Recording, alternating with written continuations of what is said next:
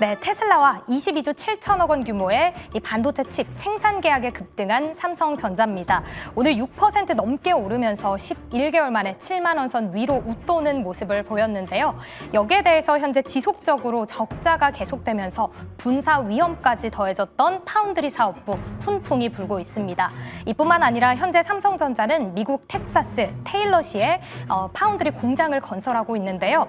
이제 내년부터 이곳에서 테슬라향 반도체 칩을 만들게 되기 때문에 삼성전자 밸류체인 소부장 종목들도 오늘 급등하는 모습이었습니다. 정말 많은 종목이 급등을 해서 많은 분들도 또 고민에 빠지셨을 것 같은데요. 저희는 이 안에서 주목해야 할 삼성전자 밸류체인 종목을 하나씩 꼽아보도록 하겠습니다. 그 종목에 대해서 오늘 종가도 나와 있는데요. 가장 위에 두산테스나 오늘 상한가를 기록했죠. 삼성전자의 웨이퍼 테스트 1차 벤더사입니다.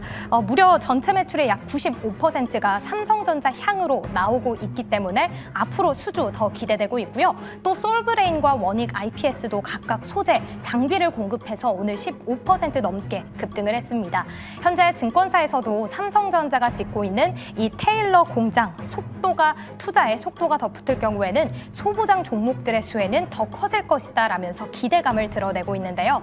과연 두 분은 이렇게 많은 종목 안에서 어떤 종목을 탑픽 종목으로 준비해 주셨을까요? 목표 주가까지 함께 설정해 보도록 하겠습니다.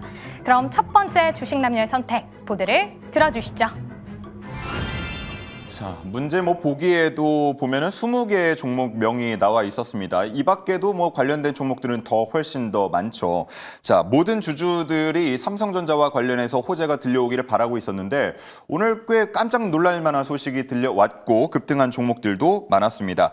자, 그래서 밸류체인 종목 중에서 두 분께서 눈여겨보고 있는 종목들 하나씩 골라달라라는 질문을 드렸는데요. 박철순 전문가는 솔브레인, 그리고 최영지 전문가는 ISC가 나왔습니다.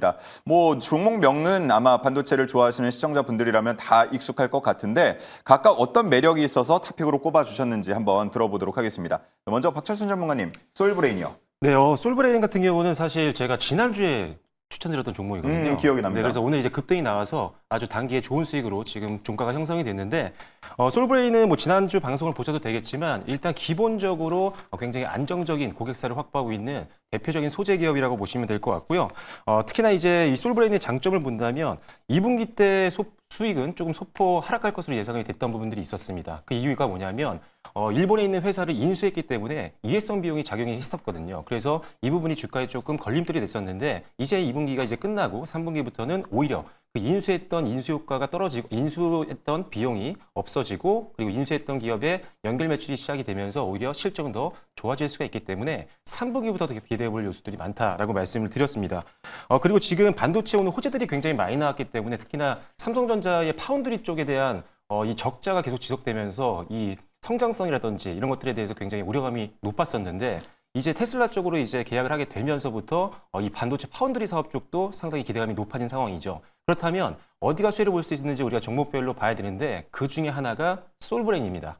지난주에 말씀드렸던 내용과 중복이 될 수가 있는데 이 삼성전자는 솔브레인의 최대 고객사 중에 하나고요. 파운드리와 메모리 동시에 소재를 납품을 하고 있기 때문에 동사의 이제 메모리 시장은 워낙 또 잘 되고 있지만 파운드리까지 다시 한번 업황이 회복된다라고 한다면 여기에 나가고 있는 소재가 늘어나면서 실적이 더 늘 수 있는 구조이기 때문에 이 삼성전자의 파운드리가 다시 회복된다라고 하면 가장 직접적으로 수혜를 볼 수 있는 소재 기업 중에 하나라고 보시면 될 것 같고요.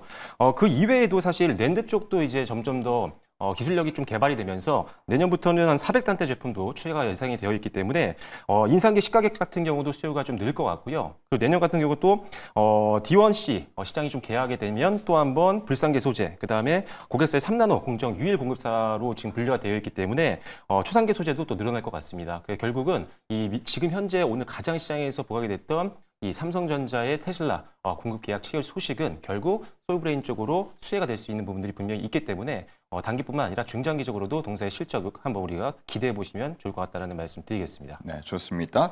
목표 주가도 저희가 좀 요청을 드렸었는데 네. 솔브레인 목표 주가 어느 정도로 잡으면 되겠습니까? 네, 지난주에 이제 추천주 드리면서 25만 원을 목표가로 1차적으로 드렸었는데 25만 원까지는 거의 얼마 남지 않았기 때문에 추가적으로 상향 조정을 해야 될 것 같습니다. 2차적인 목표가는요 27만 원으로 제시를 해드리도록 하겠고요. 하겠고요. 손절 라인은 지난주에 19만 원을 제시해드렸었는데 21만 원으로 상향 조정하도록 하겠습니다. 네, 익절가도 21만 원으로 새롭게 제시를 해주셨고요. 자, 다음은 최영지 전문가 ISC를 적어주셨네요. 네, 맞습니다. ISC 같은 경우에는 부품과 관련된 사업을 진행을 하고 있는데 테스트 소켓이라는 부품을 만드는 기업입니다. 테스트 소켓이라고 한다면 반도체가 잘 작동을 하는지 테스트를 하는 부품인데요. 그러니까 불량 칩이 있는지 잘 걸러낼 때 사용이 되는 부품이라고 볼 수가 있습니다. 근데 이 ISC가 국내 점유율 1위 기업이에요. 예. 그런 만큼 특히나 삼성전자 쪽에서 파운드리 사업부에 소켓을 납품을 하고 있거든요. 이번 이 수주 계약 소식에 따라서 정말 직접적인 수혜가 기대가 되는 종목이다. 이 점을 참고로 하시면 좋을 것 같고요. 추가적인 투자 포인트에 대해서 말씀을 드리자면 상반기에 ISC 같은 경우에는 신규 사업을 인수를 했습니다. 이 사업과 관련된 부분이라고 한다면 아이셈이라고 해서 모듈 테스터 사업을 인수를 했고요. 테크드림이라고 해서 PCB 유통 사업을 인수를 했습니다. 그러면서 테스트 소켓 중심의 포트폴리오를 만들어 나가면서 이 수직 계열화를 하게 됐다라고 볼 수가 있는데요. 이렇게 수직 계열화를 통해서 비용을 절감할 수 있고 향후에는 수익성이 개선이 될 가능성이 높습니다. 특히나 하반기부터 이 인수한 이 사업에 대한 매출이 반영이 되면서 전년 대비 한 20% 정도 매출 개선이 기대가 된다라는 부분들도 참고를 하시면 좋을 것 같고요. 그리고 AI라던가 에이직 시장 확대에 따라서 고부가 가치에 따른 수익성 개선이 기대가 되는 상황입니다. 특히 HBM이라던가 서버용 CPU 그리고 에이직 쪽에서 고부가 라인업이 충분히 대응할 수 있는 기업이라고 볼 수가 있는데 지금 북미 쪽으로 해서 서버 CPU 테스트 소켓이 공급이 증가를 하고 있어요. 이런 부분들도 하반기에 매출에 반영이 될 걸로 보이고 또 모바일 D램 소켓도 재수주가 확대가 되고 있는 상황인데 이에 따라서 메모리뿐만 아니라 비메모리 쪽으로도 해서 모두 다 이제 실적 개선에 대한 기대감이 커졌다라고 볼 수 있습니다. 마지막으로 투자 포인트 말씀드리자면 6월 달에 노르웨이 은행에서 예. ISC에 투자를 했다라는 소식이 들려왔어요. 그러니까 노르웨이 중앙은행 이제 산하 이라고 볼 수가 있고요. 그러니까 국민연금과 비슷한 기관이라고 볼 수 있습니다. 이렇게 공식적인 기관에서 투자를 했다는 것 자체만으로 봤을 때 사실 보수적이게 투자를 하는 경우가 많잖아요. 그렇죠. 그만큼 저가 매수라고 저는 생각을 하고 있고 그만큼 또 성장세도 굉장히 좋은 기업이라고 판단이 돼서 투자를 했다라고 저는 판단이 되거든요. 이런 관점으로 봤을 때 지금 구간이 저평가 구간이다라고 판단이 돼서 ISC를 계속해서 주시를 해보는 게 어떨까 말씀을 드리도록 할게요. 오늘 같은 경우 ISC는 5% 정도 상승세를 보였고요. 저는 목표가는 72,700원으로 제시를 해드리겠고 손절가는 45,900원으로 말씀을 드리도록 하겠습니다. 네, 좋습니다. 자, 어쨌든 오늘 처음에 이 소식이 전해졌을 때 저는 얼핏 보고 당연히 HBM 쪽 얘기인가라고 생각을 했다가 다시 보니까 그동안 좀 걱정이 많았던 파운드리 쪽이어서 깜짝 놀랐는데 그리고 그 대상이 또 테슬라라는 우리 또 주주들 그 투자자들의 마음을 좀 움직이게 하는 그런 기업이었기 때문에 조금 더 상승이 많이 나오지 않았을까 하는 생각이 듭니다. 자, 그런가 하면 지금 이제 장 마감 후에 조금 전에 들어온 소식이 있어서 이 내용도 좀 다뤄봐야 할 것 같은데요. 저희가 앞서서 자막으로도 이렇게 전해드렸습니다. 과기정통부에서 1차 추경으로 추진하고 있는 이 GPU 확보 사업이 있는데 그에 대한 사업자로 네이버 클라우드, NHN 클라우드죠. 그리고 카카오를 선정했다라는 소식이 들어왔고요. 그래서 주가가 어떻게 움직이고 있나 하고 봤더니 네이버하고 카카오는 한국거래소 종가 기준에서 거의 뭐 대동소이한 흐름을 보여주고 있는데 NHN 같은 경우는 오늘 약보합 마감을 했다가 현재는 14%, 15% 상승을 하고 있는 그런 상황입니다. 지금 뭐 차례대로 지금 주가를 보여드리고 있는데 보시는 것처럼 가장 큰 온도차를 나타내는 건 NHN입니다. 자, 박철수 매니저님, 이게 1조 규모 일단 사업 정도로 보이는데 세 기업이 선정이 된 것 같고요. 현재로서는. 지금 주가 움직이는 거 보면 NHN 쪽만 움직이고 있어서 네네. 이걸 어떻게 좀 우리가 해석을 해봐야 될까요? 일단은 수급적인 요인이 제일 큰 것 같습니다. 지금 아무래도 시가총액 기준으로 봤을 때도 상당히 좀 부담이 좀 없는 선이기도 하고 밸류션상으로도 살짝 네이버라든지 카카오 대비했을 땐 좀 가벼운 부분들이 좀 있거든요. 거기다가 지금 최근에 이제 실적적인 부분을 보시면 아시겠지만 사실 좀 부각이 좀 덜 됐습니다. 지금 시장에서 뭐 스테이블 코인도 마찬가지였고요. 아니면 또 여러 가지 지금 GPU라든지 모든 거에 연결되어 있는 대표 플랫폼 두 기업으로 항상 우리가 주목을 받았던 게 네이버와 그다음에 카카오였고 이런 것들로 인해서 단기적으로 좀 주가가 좀 많이 올라와서 부담이 좀 있는 부분들은 분명 있는 상황인데 NH 같은 경우는 상당히 최근에 그렇게 흐름들이 약간 횡보를 하면서 계속 좀 눌리고 있는 그런 상황이었거든요. 그러다 보니까 일단은 단기 동시에 호재가 나왔을 때는 좀 더 빠르게 좀 움직이는 모습들이 나오는 것 같습니다.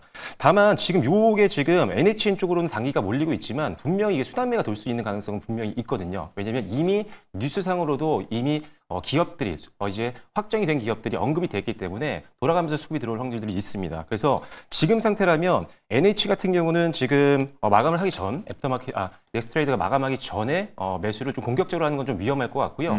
오히려 동일하게 비중을 좀 나누는 게 좋을 것 같습니다. NH에는 좀 단기 트레이딩 관점에서 접근이 좀 필요하다는 판단이고요. 네이버 카카오는 오히려 이 호재가 나왔기 때문에 지금 공략하기가 딱 좋은 것 같습니다. 이미 시세가 안 나왔을 때 잡는 게 더 필요하거든요. 항상 이런 정책적인 어떤 호재가 나왔을 때 단기 급등 이후에 이 급등으로 활용한 차익 매물들이 급하게 출회가 되면서 윗꼬리를 길게 달거나 아니면 단기로 밀리는 경우가 있기 때문에 저라면 지금 현 시점 기준으로는 네이버와 카카오를 잡는 게 훨씬 더 현명한 투자가 될 거라고 생각하고 있습니다. 예, 최영지 전문가님, 그냥 차트를 쭉 보기에도 최근에 워낙 이 네이버 카카오의 조정폭이 깊었다 보니까 이런 소식이 새 그룹에 전반적으로 똑같이 적용이 된다고 하면 주가가 이렇게 오르지 않는 거에 대해서 좀 기회로 누려볼 수 있지 않을까 하는 생각도 들 것 같은데 어떻습니까? 저도 네이버와 카카오 쪽도 순환이 돌 가능성이 높다라고 판단을 하고 있고요. 지금 수급적인 측면에서 NHN 쪽으로 수급이 많이 몰리는 것 같은데 보니까 NHN 같은 경우에는 지금 전고점 부근에서 매물대가 좀 길게 쌓여 있어요. 만약에 여기서 조금 무너지게 되고 밀리게 된다면은 그 수급들이 이제 카카오와 네이버 쪽으로 분산이 되지 않을까라고 생각이 들어서 이 세 기업들의 주가를 좀 비교를 하면서 전략을 짜는 게 저는 좋겠다라고 생각이 들거든요. 예를 들면 최근 들어서 상반기에 SK 하이닉스가 올라가다가 최근에 삼성전자가 올라가면서 SK 하이닉스는 또 빠지고 있는 흐름이잖아요. 예. 그런 것처럼 수급들이 계속해서 도는 걸로 저는 보여요. 지금 주식시장 안에서. 그래서 이번에 이렇게 세 가지 기업들이 이 이슈가 있었는데 NHN 쪽만 오르고 있다면 NHN 쪽이 좀 무너지게 되면 이제 네이버와 카카오 쪽으로 수급이 좀 분산이 되지 않을까 싶어서 만약에 지금 구간대에서 잡지 못하신 분들이라고 한다면은 NHN 아쉬워하지 마시고 차라리 카카오와 네이버를 공략하는 게 더 맞지 않을까 이렇게 저는 전략적인 측면에서 말씀드리겠습니다. 네, 주주들 사이에서는 어쨌든 이 제한된 13,000장이라는 GPU에 대해서 최대 지분을 확보한 거 아니냐 이런 얘기들을 지금 오가고 있는데 이거는 좀 사실관계가 확인이 되면 저희가 방송 내에서 다시 한번 좀 전해드리도록 하겠습니다.